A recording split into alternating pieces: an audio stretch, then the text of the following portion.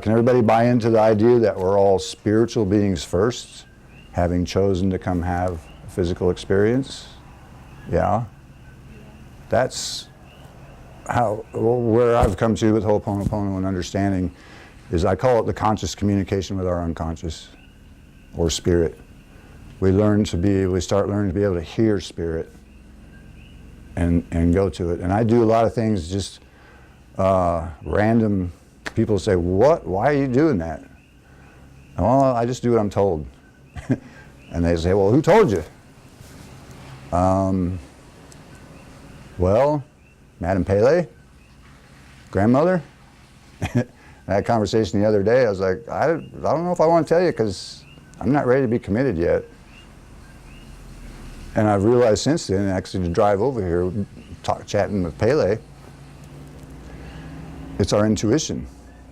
It brings us to our intuition, and that little voice that we hear, and a lot of people hear, and comes in, we all have them.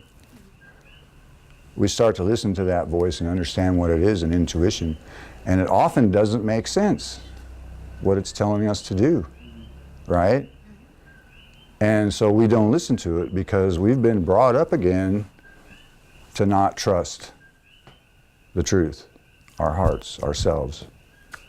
Yeah, oh, you better check in with somebody before you do that. That's not the right path to the the white picket fence and the 2 dogs and the wife and 2 kids and 2 dogs and a cat, you know.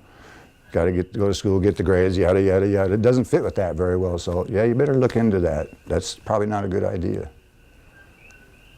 Well, we learn pretty quickly. People say, what do you think? I say, I don't know. Every time I do that, I get in trouble. But let me feel into it, and I'll get back to you. And you know, years ago, they had a phrase out going, if it feels good, do it. It was kind of misconstrued back then, but that's kind of ultimately what it really is, right? We learn to feel into our self, because the more we practice Ho'oponopono, the more it brings us to that sense of self, and what I call fully self-empowered, self-actualized. And when we get there, that's when we start to truly understand what unconditional love really is.